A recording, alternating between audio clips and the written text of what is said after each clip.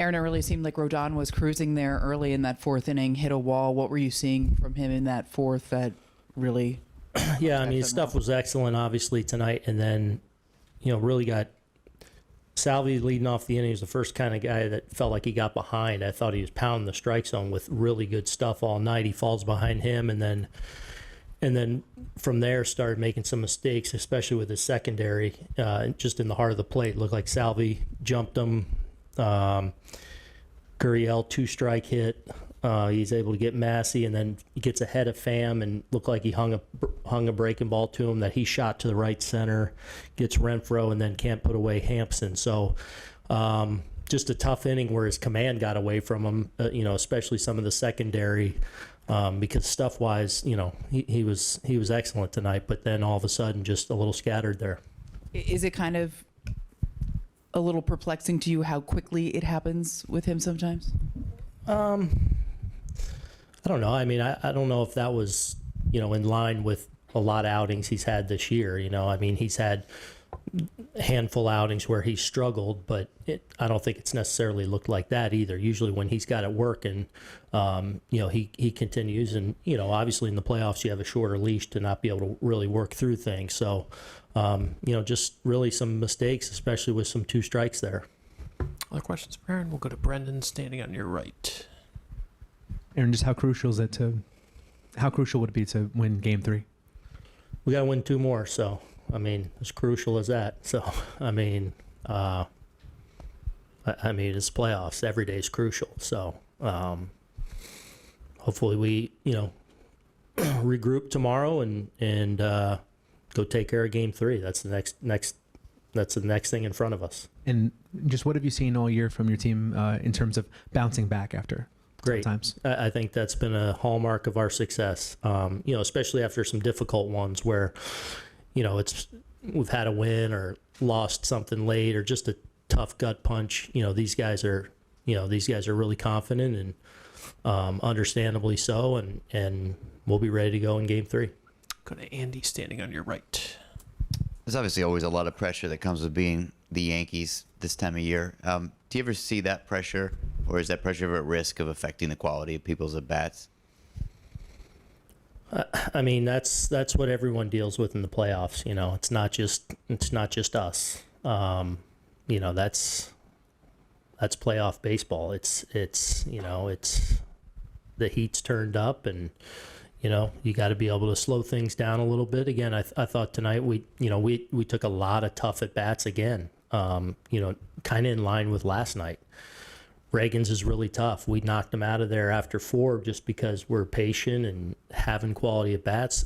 We just couldn't punch through tonight again, really break something open or put one in the seats to where, we throw a crooked number up there. So, but they have a lot to do with that too. And some of the pitchers they run out at you, but tonight was close, but not good enough.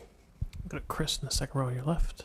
What have you seen out of Judge's at-bats through these first 2 games? It looked like tonight in particular he missed a couple pitches, like right down the middle.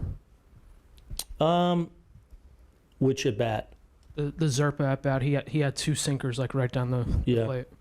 Yeah, I mean, baseball, it's hitting. He got a base hit and a walk in a game. Like, I get it, but, like, hitting's hard. So you're not going to hold them down long.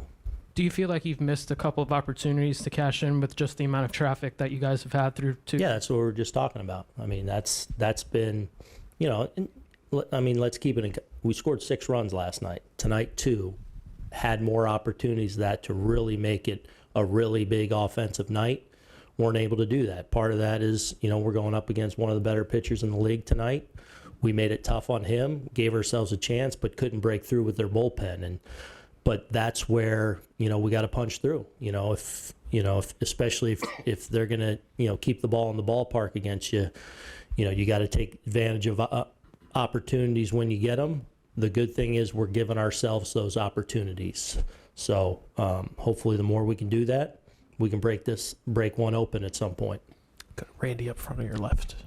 I was going to ask you about Judge too. He was on base twice today, once last game, no damage, and they really pitched him well in the regular season too. 1 home run.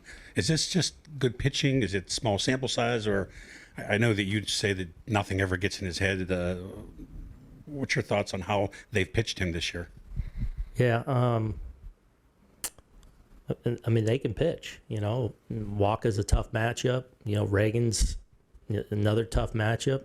I mean, he's been on base 3 times in the first 2 games. Like, it's not that easy. Like, it's baseball. It's hitting's a game of failure. Like, he's going to get more opportunities, and I'll continue to place my bets on him.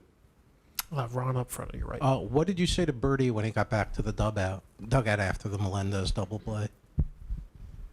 Heck of a play. I thought he was great over there tonight and at the plate. I mean, he had terrific at bats all night. The first time he struck out, I felt like he walked on the 2-2 pitch, in off the plate, lined out to left, lined out to right, and then a really good at bat against Urseg there to give us a chance there in the 9th. But that first play he had that first play that was the squibber. Sneaky tough play, especially when you're not over there a lot where that ball's spinning on you. I thought he handled himself really well tonight over there, and just all around gave us quality at bats too. So that was good to see. Do a couple more. Second row on your left, Aaron. And the bullpen was excellent today again. That's 8 shutout innings in the series, but What? 8 shutout innings in the series, right? In the 2 games. Oh. How important is it though for the starter on game 2 to go a little bit deeper? Yeah. I mean, you always want the starter to get a little bit deeper. You know, Garrett got into the 6th on a night when he struggled a little bit. Tonight, obviously, Carlos was rolling, but didn't. Had some hiccups there, obviously, in the 4th inning. So you hope that's the case. You hope Clark can go out there and, but even you feel like coming out of an off day too, that you get to the middle innings there, we can run out our guys and feel good about closing out a game. So hopefully Clark gets us off on the right footing on what's that? Wednesday? Wednesday. Yeah.